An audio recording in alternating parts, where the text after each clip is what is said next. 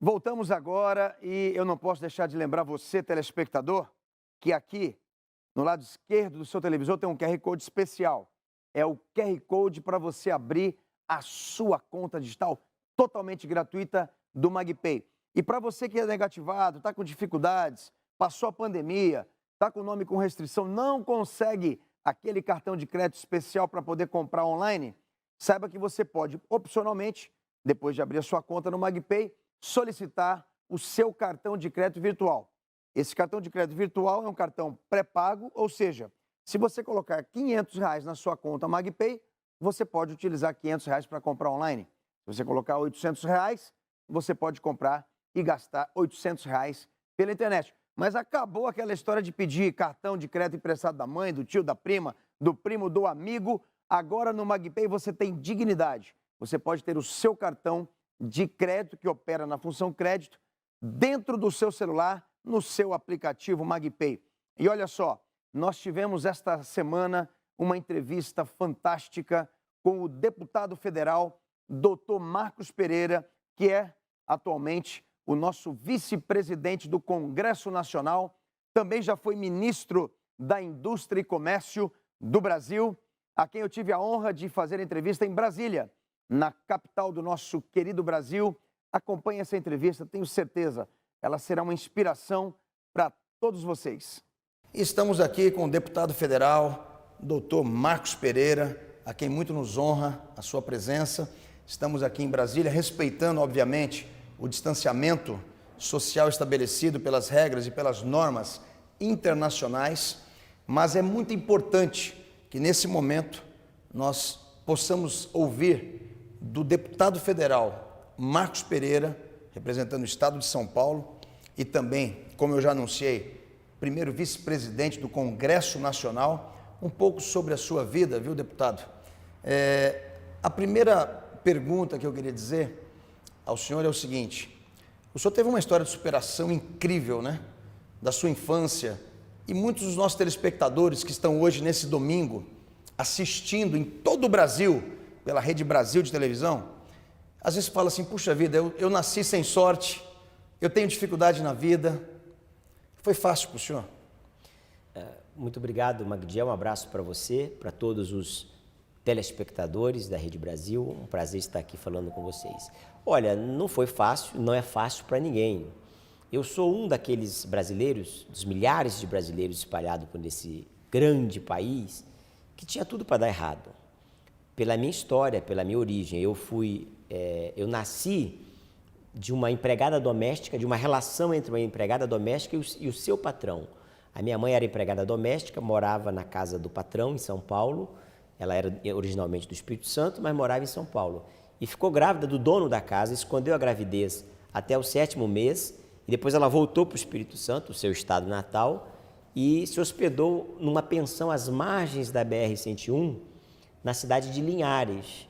E lá ela me teve, e tinha um cidadão que tinha uma oficina mecânica ao lado da pensão, que já tinha externado para a dona Mariquinha, a dona da pensão, que inclusive foi a parteira que fez o parto. Uau. Que eu não nasci no hospital, nasci na pensão, no quarto do hotel. Tinha dito para ela que ele gostaria de adotar uma criança, que a mulher dele não podia ter filhos. E no dia que eu nasci, eu fui adotado por esse casal, lá do Espírito Santo.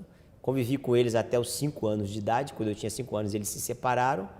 E dos 5 anos em diante, eu fui criado pela minha avó paterna adotiva, mãe do meu pai adotivo. Eu não conheço meus pais biológicos até hoje.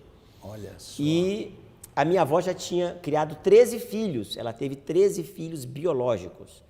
E depois acabou de me criar. Todas as vezes que perguntavam para ela: quem é esse menino?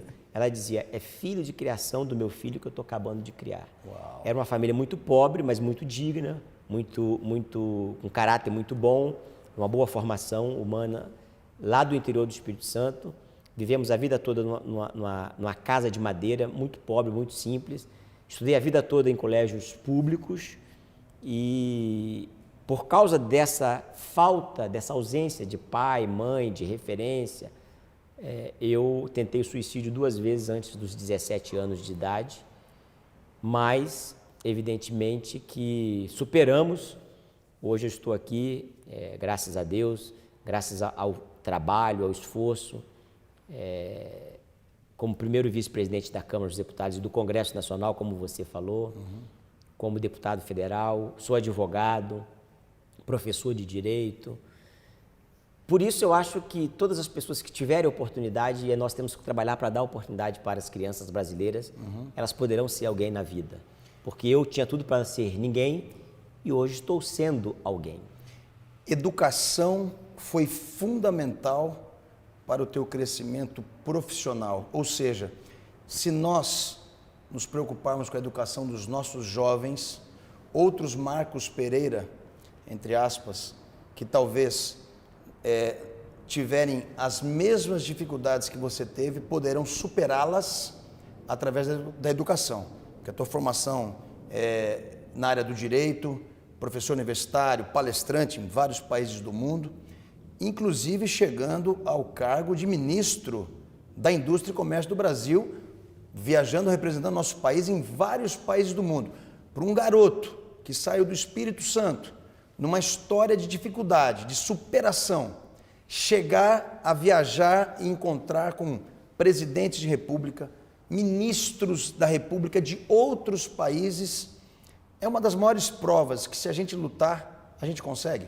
Não tenha dúvida, se você tiver fé em Deus, mas também, principalmente, fé em você mesmo, você consegue superar.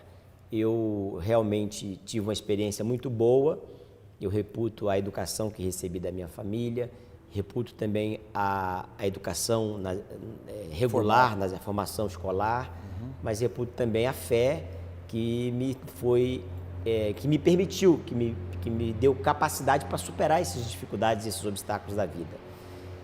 Ter sido ministro de Indústria e Comércio Exterior do Brasil durante 2 anos foi uma honra muito grande.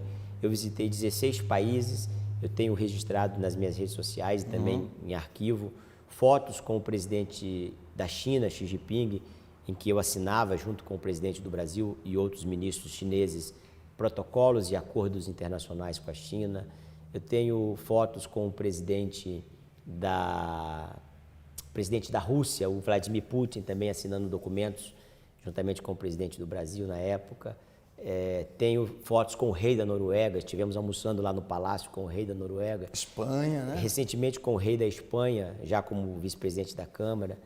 Então isso, mas tudo isso é importante dizer que a base, a formação familiar foi fundamental para que a gente também não se deslumbre com isso, porque esses cargos e essas posições são passageiras. Exato. Outro dia, Magdiel, eu fui fazer uma palestra na Anshan, que é a Câmara de Comércio Americana, Brasil, Estados Unidos, e o presidente me perguntou, o ministro, doutor, deputado, como é que o senhor quer ser chamado? Eu disse para ele, me chame de Marcos Pereira, porque esse é o meu nome. Os títulos são passageiros. É verdade. É que as pessoas normalmente, quando vão direcionar uma pessoa, usam sempre o último título que ela teve, né? Então, o ministro seria o último título. O último título mais importante que ela exerceu. Né? Mais importante que ela exerceu. O senhor falou sobre fé. E as pessoas às vezes falam, puxa vida, para eu estar na política eu tenho que esconder a minha fé, eu tenho que apartar a pessoa de ser um cristão para estar na política. E eu quero confessar uma coisa aqui, que uma das experiências mais maravilhosas que eu tive na minha vida, e que marcou a minha vida, e que mudou a minha vida, e eu já até testemunhei isso para o senhor, foi ter sido batizado no Rio Jordão pelo senhor. Foi um dos momentos mais emocionantes da minha vida pessoal, como crescimento, como pessoa, crescimento espiritual, foi descer as águas do Rio Jordão, onde Jesus foi batizado, e fui batizado pelo Senhor, que foi um pedido especial que eu fiz. Como um político, ele consegue separar fé e política? Olha, é muito simples, a política está na essência do ser humano. Todo ser humano é um ser político. Nós não podemos desassociar isso. Falando aí da Bíblia, a condenação de Jesus foi uma condenação política. Então, nós podemos separar e conseguimos separar quando a gente faz o cumprimento da Constituição e das leis, que diz que nós temos que respeitar as autoridades, que tem que honrar as autoridades. Quando nós também nos colocamos o princípio da laicidade do Estado Sim. também sendo respeitado.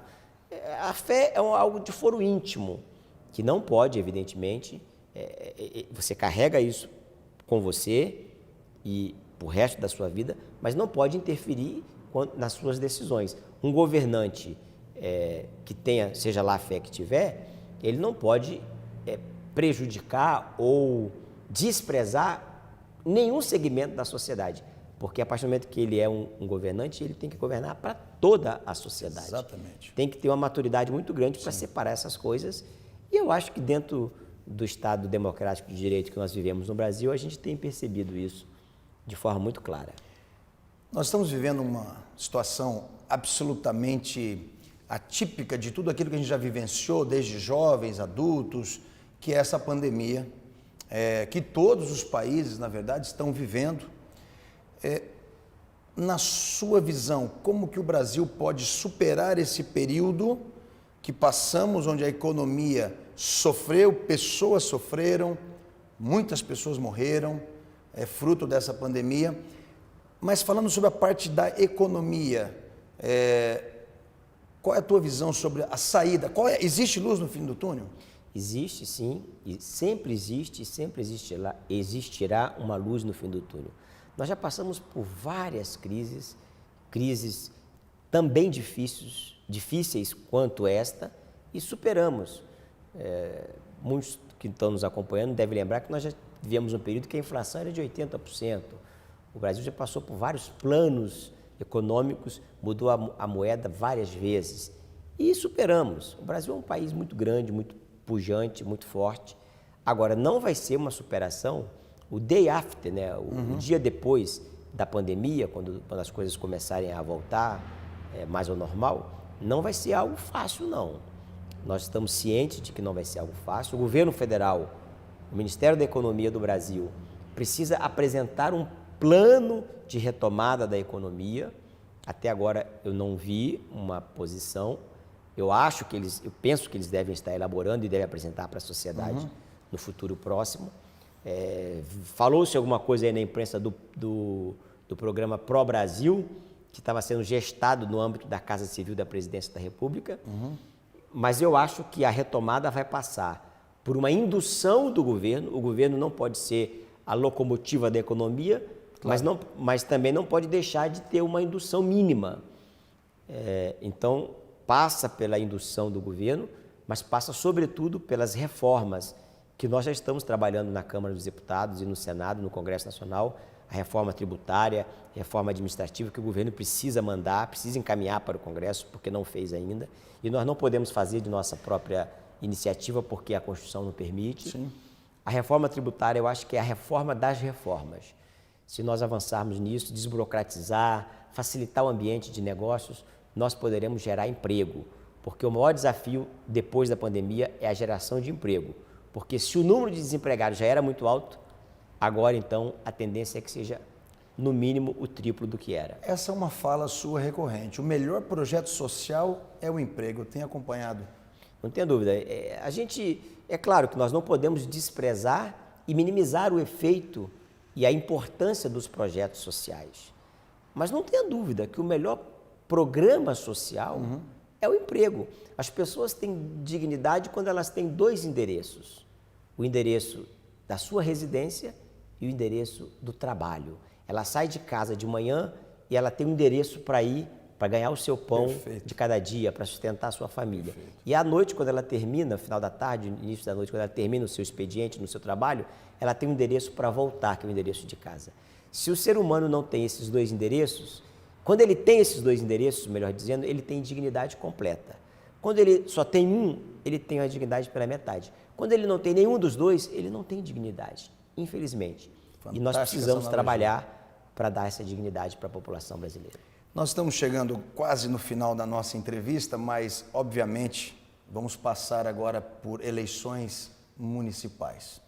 Além de todo o currículo do doutor Marcos Pereira, do deputado federal Marcos Pereira, do ministro, o senhor também hoje exerce a presidência do Partido Republicanos, que passou do nome de PRB para Republicanos. Milhares de pessoas estão vendo essa nossa entrevista em todo o Brasil, pela Rede Brasil de televisão. Como o brasileiro deverá escolher no pleito agora municipal o seu executivo, os seus prefeitos das suas respectivas cidades e também seus vereadores? Qual é a visão de escolha? Primeiro, se você me permite, eu queria dizer que essa eleição, a eleição municipal, no meu ponto de vista, é a eleição mais importante para os cidadãos em geral. Porque é no município que as pessoas nascem, crescem, criam raízes, formam famílias e morrem. Exatamente. Tudo começa no município. Você tem a sua família ali, você tem a sua casa, você tem as escolas. Se você tem um problema de saúde, você é atendido primeiramente logo ali no pronto-socorro, ou na UBS, ou na UPA, enfim. Os problemas estão principalmente no município. E o político mais próximo do cidadão são os vereadores e o prefeito. São os representantes Porque dos está ali vereadores. próximo, um governador de estado. A pessoa que mora no interior, ela não consegue ter acesso ao governador, mas pode ter acesso ao prefeito, pode ter acesso ao vereador. Às vezes ela não consegue ter acesso ao deputado federal, que está em Brasília 3 vezes por semana, tem que sair lá do estado, vir para Brasília. Então, mas o vereador e o prefeito estão ali 24 horas, direto. 7 dias por semana. Então, essa é uma eleição importantíssima porque o contato do cidadão é direto. E aí, como que o cidadão, respondendo a sua pergunta, deveria escolher os próximos vereadores e os próximos prefeitos? Avaliando a vida de cada um deles, avaliando as propostas, avaliando o programa que ele está apresentando para o seu mandato, seja de vereador e principalmente de prefeito, porque é o poder executivo, avaliando a vida da pessoa, se ela já é política de carreira, se ela tem, como que está a vida dela, como que está o histórico dela nas gestões ou nos cargos que ela ocupou anteriormente, como que foi. E também, se ela não é do mundo político, é o chamado novo, uma pessoa que está se colocando como uma figura que está se inserindo como nova na política, avaliar se ela tem minimamente um histórico de gestão, de capacidade de diálogo, porque nós tivemos agora na eleição de 2018 muitos novos que acabaram hoje por ser decepção para a população, porque gerir uma máquina pública não é para qualquer um, não é uma coisa muito simples. Não é porque ele se elegeu prefeito, se elegeu governador, ou se elegeu presidente da República, que ele vai poder fazer o que ele quer da forma que ele quer. Existem leis, existem regras que precisa saber administrar. Portanto, no resumo apertado, eu acho que seria mais ou menos por aí. Mas vamos encerrar com um ping-pong rapidinho. Um livro. A Bíblia. A Bíblia. Um filme. Um filme? Eu não tenho assim um filme preferido. Eu gosto de filmes que falam de direito. Nem o vento levou. Não, eu diria, como eu sou advogado, professor de direito, eu gosto de filmes que falam de direito, que falam de justiça. Eu diria então 11 cabeças e uma sentença. 11 cabeças e uma sentença. Vai anotando É um as filme- dicas é um aí. filme hein? muito antigo, viu? Vai anotando as dicas aí, mas tem como procurar. Seu texto bíblico favorito. Conhecereis a verdade vos libertará. E aí não tem nada a ver com o Bolsonaro, é um texto que eu que eu gosto já há muito tempo, porque ele é realmente verdadeiro. Bem antes dele ser presidente da República. Muito antes, há 30 e tantos anos. Presidente, muita gente tem desejos na vida que não foram realizados. Você tem algum desejo que você não conseguiu realizar até agora? Olha, desejo pessoal eu não tenho, porque eu acho que, contei aqui um pouco da minha história, eu acho que eu já cheguei no nível que poucos brasileiros chegaram, principalmente tendo tido a origem que eu tive e a infância que eu tive. Agora, no ponto de vista mais macro, o meu desejo é ver diminuída a desigualdade entre a sociedade brasileira. Fantástico. Vamos lá.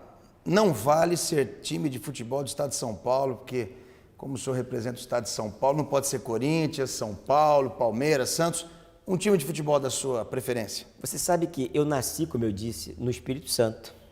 Então, no Espírito Santo acaba se torcendo, a maioria dos capixabas torcem pelos times cariocas. Verdade. Então, eu diria Vasco. Vasco da Gama. Olha aí, uma homenagem aos portugueses também, né? Uma cidade que para você é referência. São Paulo. São Paulo. São Paulo. Eu moro há 20 anos em São Paulo. Vai fazer 21 anos agora em outubro. E eu gosto muito de São Paulo. Uma comida favorita? Uma comida favorita? Bacalhau. Bacalhau? Todo político, eu imagino, presidente, tenha alguma referência, ou internacional ou nacional, de um político que fala, poxa, eu me espelho nesse político pelo que ele foi, pelo que ele fez, ou pelo legado que ele deixou no Brasil ou no mundo. Existe algum político? Winston Churchill. Winston Churchill. Essa aí foi rebuscada. Realmente é um estadista. Todos que leram a sua biografia, a sua história, e como ele manejou, principalmente o período de guerra, sabe da importância dele não só para a Inglaterra, não só para o Reino Unido, mas para a humanidade. Para a humanidade toda. Um cantor? Um cantor? Olha, Tem um que é capixaba, hein? Roberto Carlos. Eu gosto muito de Roberto Carlos. Roberto Carlos é um belo nome. Eu gosto muito de ouvir. Induzi. Mas eu gosto muito de ouvir Roberto Carlos. É que assim, eu sou muito eclético, ouço de tudo, entendeu? Uma cantora, então? Uma cantora Como é que eu poderia dizer uma cantora? Celine Dion. Até porque eu já assisti o show de Celine Dion 3 vezes em Las Vegas e eu gosto muito. É fantástico. Agora, acho que todo mundo deve estar perguntando qual que pode ser o hobby de um deputado federal com tanta atividade. Qual o seu hobby favorito? Eu gosto de ler, até pela origem da profissão. Você sabe que quem é do direito tem que ler muito, tem que estar sempre se atualizando, lendo as mudanças nas leis, os livros, os processos. Então, eu sempre que posso estou lendo alguma coisa. Uma lembrança da infância? Uma lembrança? Uma correção que o meu pai adotivo, uma vez eu fui passar férias com ele, como eu disse, fui criado pela minha avó paterna adotiva dos 5 anos até quando me casei, aos 19 anos. E eu tive uma correção que ele me fez de um erro que eu cometi, que eu nunca esqueço, mas foi para a vida toda. Essa é a lembrança que te marcou. Bom, estamos terminando. Uma grande paixão. Margarete Pereira, a única. Eu tenho o prazer também de conhecer a dona Margarete, a quem eu mando um grande abraço carinhoso. Viajamos juntos para Israel e uma pessoa que eu tenho certeza absoluta tem sido o teu alicerce durante esses anos todos de luta, de trabalho, uma companheira que Deus lhe deu, que é especialíssima para estar ao seu lado, viu? Parabéns. Sem dúvida, ela é uma pessoa muito querida por todos. Eu tenho certeza que sem ela eu não teria chegado onde eu cheguei. E para terminarmos, qual é o teu sonho? O meu sonho, como eu disse, é ver a sociedade brasileira mais igualitária. Não igual, porque não, a maior injustiça é a igualdade, mas mais diminuir a desigualdade social que existe no Brasil, ter mais educação, mais saúde. E não é conversa de político, não. Eu sempre pensei nisso e eu acho que é importante que se pense nisso. E isso se passa pelo emprego. Eu volto naquela colocação anteriormente, no bloco anterior, o melhor programa social é emprego. A pessoa tem que ter emprego, tem que ter dignidade. Que as pessoas sejam mais felizes. E não dá para dizer para um pai de família que está desempregado que ele é feliz. Não dá para dizer para uma família que está sendo despejada porque não teve dinheiro para pagar o aluguel e não tem a sua casinha própria, que ela é feliz. Portanto, que a gente possa minimizar e diminuir essa desigualdade que existe no nosso Brasil. Eu quero agradecer muito o tempo dedicado à nossa entrevista, pela sua agenda absolutamente acerbada de compromissos, de encontros, tomar um tempo para falar com você. Você que é de todo o Brasil, você que é do Belém do Pará até lá o nosso querido Rio Grande do Sul. Essa entrevista com certeza vai trazer reflexões para todos os brasileiros e brasileiras que estão conhecendo um pouco melhor a pessoa, que estão conhecendo um pouco melhor a sua história, que é um exemplo para muita gente. E eu fiz questão de fazer uma entrevista tendo um toque muito mais pessoal do que político. E agradeço, tenho certeza que daqui a algum tempo nós vamos poder perceber o trabalho, a dedicação que o deputado federal Marcos Pereira faz por todo o pessoal do estado de São Paulo, mas também por todo o Brasil. Muito obrigado, que o senhor possa ter esse espaço aberto para transmitir mensagens para os brasileiros, que Deus possa continuar lhe abençoando, lhe iluminando, e também a todos vocês de todo o Brasil, que essa semana que inicia amanhã, na segunda-feira, possa ser uma semana abençoada, que as pessoas possam sentir que com esse exemplo de história de superação, você também poderá alcançar o sucesso. Muito obrigado, não dá para cumprimentar, Muito obrigado, mas Magdi. fica aqui o abraço do coração, meu Abraço querido virtual. deputado. Abraço virtual, um abraço e voltamos na semana que vem aqui na Rede Brasil Televisão com o programa MagPay TV. Um abraço a todos.